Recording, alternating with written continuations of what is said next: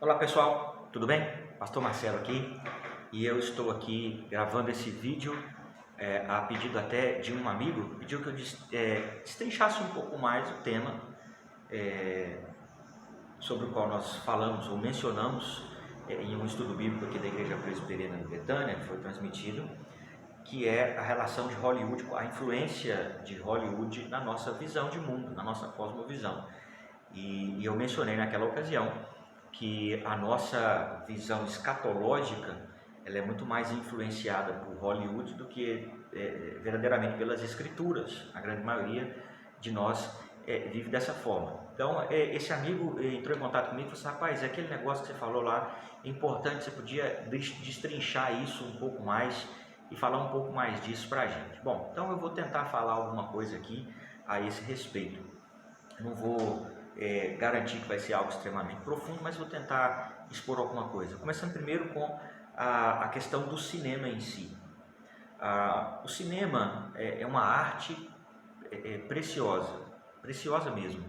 O cinema é uma dádiva, faz parte do conjunto de capacidades humanas, de produção artística, e que realmente tem um potencial grandioso, tanto para o belo quanto para o horrendo, tanto contribuindo para o progresso quanto para o abatimento, contribui tanto para a alegria quanto para a tristeza. Então o cinema tem um poder muito grande, não é? E o cinema, como todas as outras manifestações artísticas humanas, todas as outras características do ser humano, foi corrompido, está corrompido pelo pecado, né? O pecado afetou todas as faculdades humanas, toda a capacidade humana de produzir coisas boas está afetada pelo pecado. Então, o cinema também está contaminado pelo pecado e é muitas vezes conduzido por algumas cosmovisões que são bastante contrárias às escrituras. Partindo desse ponto, então, eu posso dizer que é errado assistir filmes? Não, não é. Não é pecado assistir filmes. Não é pecado assistir séries de TV. Não é? Mas a gente precisa ter algum critério para assisti-los, porque essa modalidade artística está contaminada pelo pecado, assim como as demais faculdades do ser humano. Então, do mesmo jeito que a gente é criterioso com algumas outras coisas na vida, a gente tem que ser também com a sétima arte, com o cinema, que é algo realmente precioso. E quando a gente fala em cinema, é claro, a gente vai pensar logo em Hollywood, que é o centro mundial de produção cinematográfica, né? De tecnologia, de capacidade, de know-how, assim, enfim. Hollywood é hoje o centro, né, de produção artística nessa área de cinema. Então, a esmagadora maioria dos filmes que influenciam o mundo vem de Hollywood, vem de lá. O cinema, assim como outras áreas, como eu já disse, estão contaminadas pelo pecado e é produzido segundo a visão de mundo que os seus autores, que os seus administradores, que os donos das companhias possuem, né? E aqui eu vou tocar num assunto que é muito importante, algo que eu gosto bastante e que eu acho que é extremamente importante para a gente se aprofundar, que é cosmovisão, que é uma cosmovisão, né? A cosmovisão, basicamente, de uma maneira bem básica mesmo, é a maneira de enxergar a vida, como que você enxerga o seu mundo. Está ligado aí aos seus sentimentos, aos seus pensamentos a respeito de uma série de coisas e está ligado também à forma como você vai decidir a sua vida. Vem do coração, né? É uma definição que nasce no coração e existem alguns autores muito bons sobre isso. Eu gostaria de indicar aqui pelo menos um deles, e este livro que é fascinante, que é o livro do James Sire, né? O Universo ao Lado, é um catálogo de cosmovisões, é muito bom mesmo, que se você ler, se você buscar nele informações, tem certeza que ele vai te trazer muita edificação e bastante conhecimento nessa área.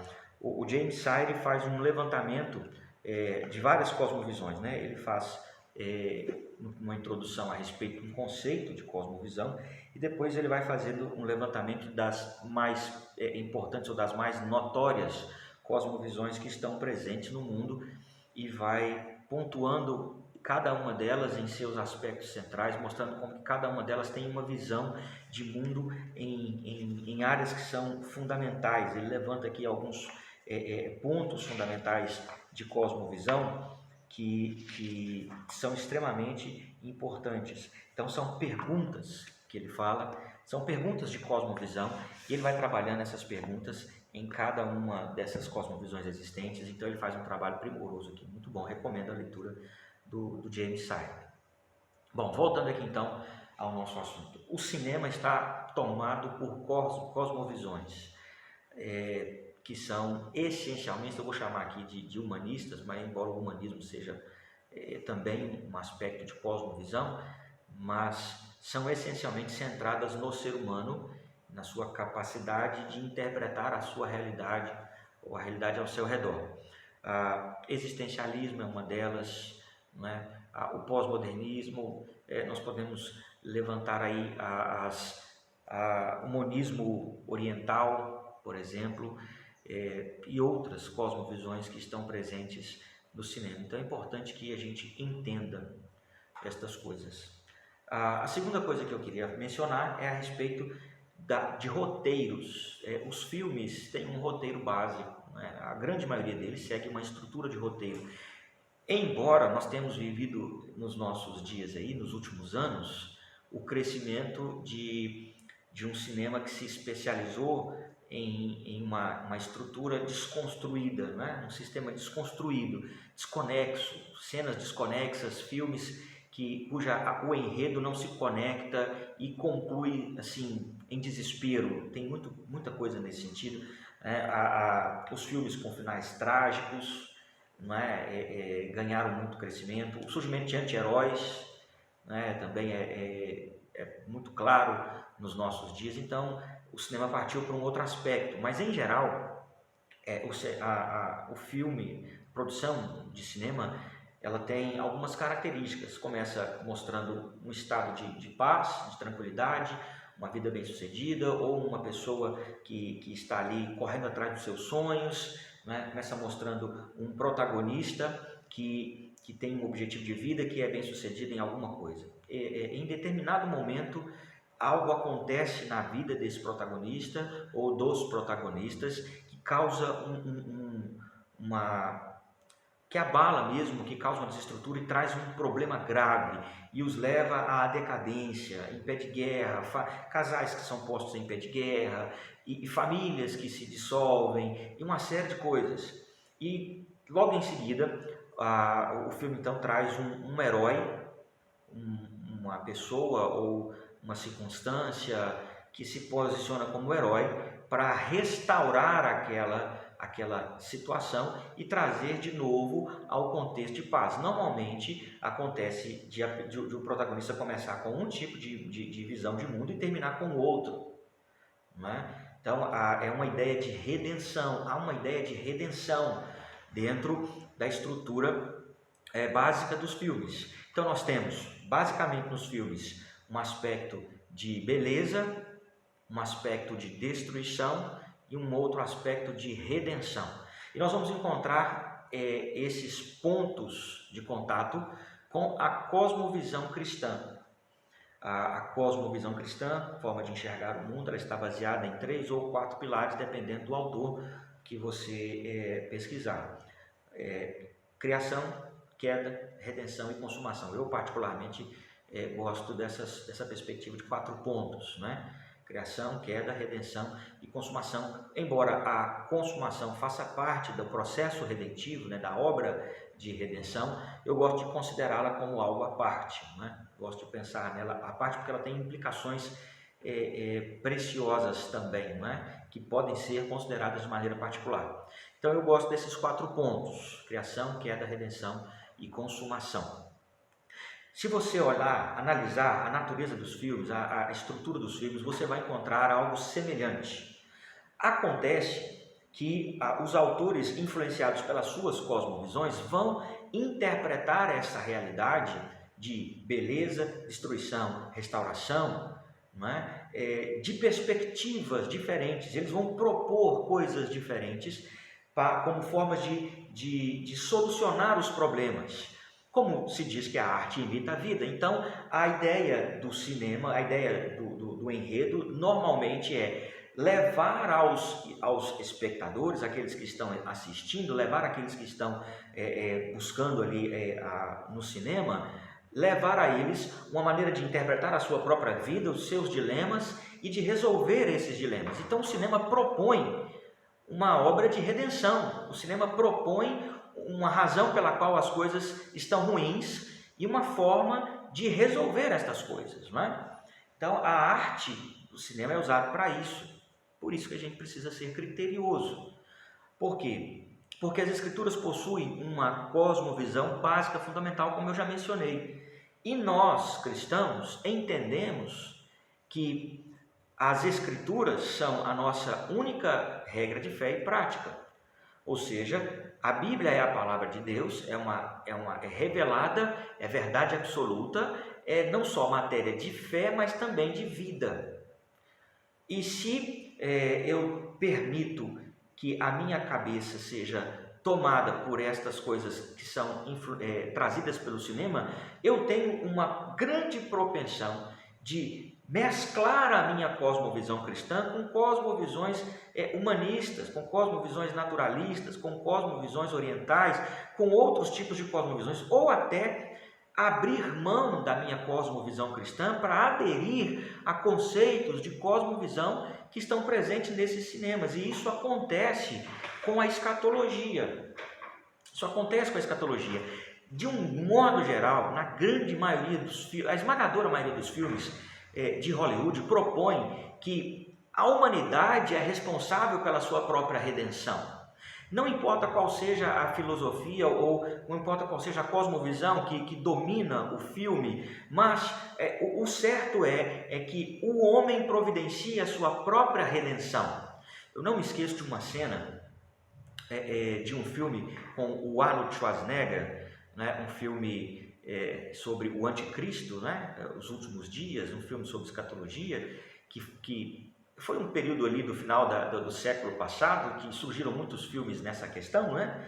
Expectativa do ano 2000, 2000 passará, 2000 não chegará, aquelas coisas que a gente viveu no final do século 20 e borbulharam ali muitos filmes, O Advogado do Diabo e outros foram feitos com essa perspectiva.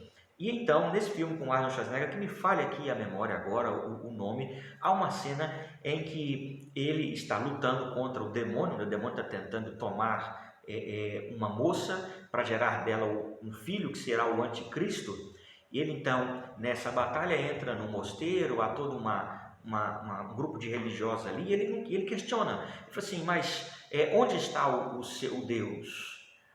Ele não disse que salvaria? E aí a resposta do monge ou do clérigo ele não disse que nos salvaria, mas ele disse para que nós nos salvássemos.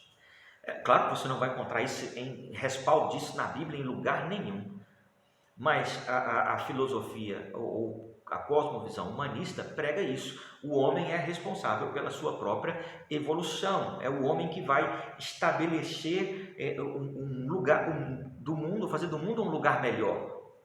E aí, meus queridos, é aí que entra o problema, porque nós compramos essa ideia de evolução, nós compramos essa ideia de que nós vamos evoluir e vamos chegar a um estágio melhor de vida. E como nós vamos fazer isso? Nós vamos fazer isso com o trabalho, nós vamos fazer isso melhorando a renda, nós vamos fazer isso com a promoção do bem-estar social, nós vamos fazer isso com assistência mútua, nós vamos fazer isso com amor e humanidade, nós vamos fazer isso cuidando da política, pensando na política, nos envolvendo com engajamento político, não é? Nós vamos fazer isso numa cosmovisão, numa perspectiva da esquerda, nós vamos fazendo isso cuidando do pobre, igualando a sociedade, não é? Nivelando a sociedade, uma perspectiva da esquerda. Nós vamos conseguir isso numa perspectiva mais da direita, favorecendo o crescimento das classes maiores, porque as classes maiores é que vão gerar a condição para as classes menores crescer. Enfim, as propostas são diversas, mas o ponto central é o mesmo.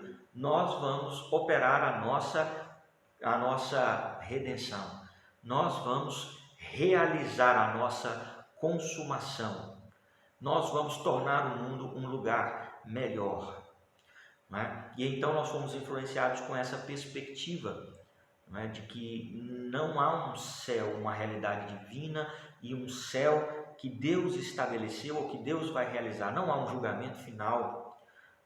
Compete a nós realizarmos essa obra. E claro que a perspectiva das Escrituras é completamente oposta a isso. A cosmovisão cristã mostra que a obra a queda, a criação foi um contexto perfeito de Deus, a queda corrompeu, desestruturou tudo isso, trouxe caos.